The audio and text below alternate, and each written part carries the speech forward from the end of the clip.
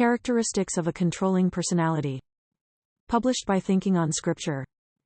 Generally, a controlling person is self-absorbed, insensitive towards others, pushes to get his own way, and manipulates circumstances and people to achieve his own agenda.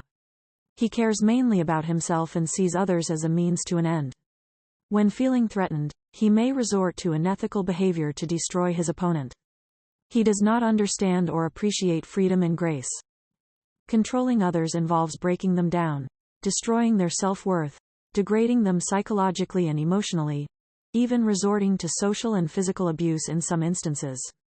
In many cases, the controlling person lacks the capacity to enjoy a mature loving relationship, because his thoughts are consumed with self, and he does not know how to love sacrificially for the benefit of others. He does not know how to love graciously, freely, with an open hand, expecting nothing in return. He gives only to get. He may use the word love, but it's only as a means to an end, to serve his own selfish program and not the well-being of the other person. People are seen as objects to be manipulated, not individuals to be loved. These are my observations as I've dealt with controlling people over the years. I have no one person in mind. A controlling person can be male or female, religious or irreligious, old or young, rich or poor, educated or uneducated, and belong to any ethnic group. A controlling person may fit some or all of characteristics below. I've modified the list a few times, and may make corrections in the future. The controlling personality operates primarily from a base of power, not reason. This first point is very important to understand, for what follows is based on it. Often, we don't understand the reasoning behind a controlling person's behavior, when in fact, there is no consistent reason, because reason is not the base of operations, power is.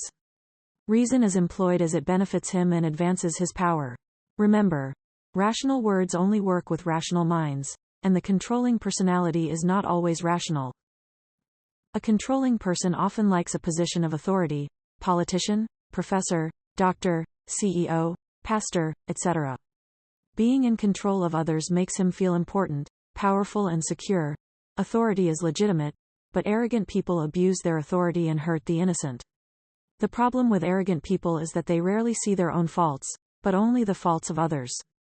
Their hubris prevents them from being open to genuine discussion about change. A humble person does not abuse his position of authority, but sees himself as a servant leader, open to discussion, correction, and willingly makes sacrifices for others. Phil 2, 3-4. A controlling person often will try to destroy your confidence through subtle criticisms that keep you on the defensive, making you feel self-conscious all the time and walking on eggshells. The gradual chipping away at your self-esteem leaves you deflated, feeling insignificant, and eventually makes you feel like you have no value at all. Criticism can be valid, if it is followed with loving correction that builds the other person up. Scripture teaches we are to encourage one another, 1 Th 5:11, 14, Heb 3:13, and build each other up, Rom 14:19. But the controlling person prefers only destructive criticism. A controlling person will sometimes recruit others to help coerce or control you. Sometimes other people are unsuspecting participants and may not know they are being used to cause harm. 1. A controlling person will sometimes use your past, or even your weaknesses against you.